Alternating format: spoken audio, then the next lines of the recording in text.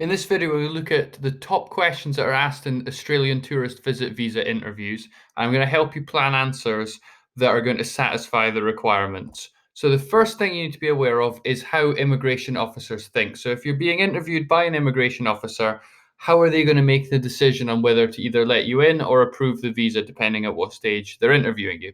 So if they're going to approve, they're looking for you to be complying with the rules. They want to be sure that you're a genuine tourist. They want to be reasonably convinced that you're going to return home in accordance with the visa rules and that you're not going to cost the Australian taxpayer money. They are likely to refuse you if they don't believe that you're credible. So if your answers are not believable or are contradicted by what you said on the application forms, so the inconsistency is a big red flag. And if they are not convinced that you will follow the rules as specified by the visa, for example, if they believe you're coming in to work and are not likely to leave the country at the end of your visa, that is where they're going to go with a refusal. And so basically, the reason that people fail visa interviews comes down to quite a few things. So, no preparation. So, people might say things like, I just want to see your country, but can't actually explain what they want to see, where they're going, and why in any detail. So, it looks like you've not really thought about it. So, if you're spending a lot of money coming to Australia as a tourist, you're going to know why you're coming and some ideas about what you're wanting to see. Any dishonesty is going to count against you. So if your application and your interview don't match exactly, that is likely to lead to a refusal. So make sure you've read over your application form very carefully and you know exactly what you put on your application. Not providing enough evidence. So if you say things like, I don't have a bank account, and you can't back up any of your income, you're not likely to be approved. If you've got very basic knowledge missing, so if they ask where your sponsor lives and you can't give an address, well, that's really not likely to lead to an approval because that is fundamental information that you should definitely know.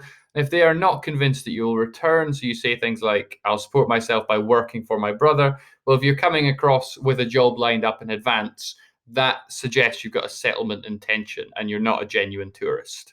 So make sure that you cover all these points and don't fall down on any of these. Otherwise, you're going to cause yourself problems. So let's move on and look at some questions. One of the questions was, will you work during your visit? Simple answer, no. Visit visas for tourism purposes don't allow you to work. So if you're coming as a tourist, you cannot work. So you have to say no to that. Or if the answer is yes, you should be applying for a different category of visa. How will you support yourself during your visit to Australia? They want to be convinced that you're not going to be a burden to the taxpayer and that you can actually afford. So, what you have to do is show that your costs are less than the assets that you're bringing. So, your flights plus all the costs of living in Australia during the duration of your visit should be covered by your savings. Perhaps if you're only coming for a short time, you're going to have employment income coming in, you're going to have leave from work organized, and if you're staying with someone, that will reduce the requirement significantly. So if you're getting free accommodation, you don't need to show that you can afford a hotel for that duration because you've got that lined up. So if you show that your assets and income exceeds your costs, then you'll fly through this question.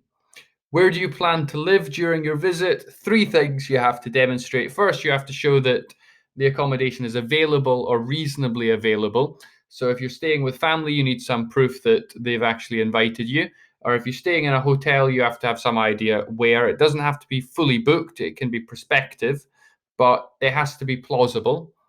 It has to be affordable. So if you're looking at your savings and the cost of the hotel exceeds your savings, well, that's a big red flag. So you have to prove that you can afford it and that it's appropriate. So, you're not bringing six children and your wife or your husband and living in a two-bedroom house with another family member, because that would be ridiculous. So if you satisfy them with these three things, you're going to be successful in this question.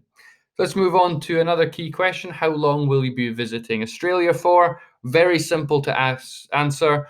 Make sure you're aware of what's on the application form. So whatever you said on the application form is what you need to say in the interview. Otherwise, you're going to create problems. And you want to explain why. So if you're coming for 1 week or 1 month, that's going to have a very different explanation. You're going to be structuring your holiday very differently. And if you hit those two aspects, you're going to have a good answer and they're likely to move on, as are we. Last question, have you ever been refused a visa? This is a classic question asked all over the world in visa interviews, and they already know the answer. So you must tell the truth. They know if you've been refused a visa before because they have access to all the records, and the chances are the immigration officer has already checked and is then asking you this question, because people who are trying to conceal things and trick their way into a visa will say no when the answer is actually yes. If the answer is yes, you want to give an explanation as to why. That explanation has to be truthful. The best one is that you didn't prepare properly and you didn't submit all the required documents, you didn't have enough evidence. That's all fine. If you've had a refusal for dishonesty, you can only be applying after that period has expired. Otherwise, you'll just get another refusal. So hopefully this video has been very helpful to you and you're well prepared for your Australian visa interview. Thank you very much for watching.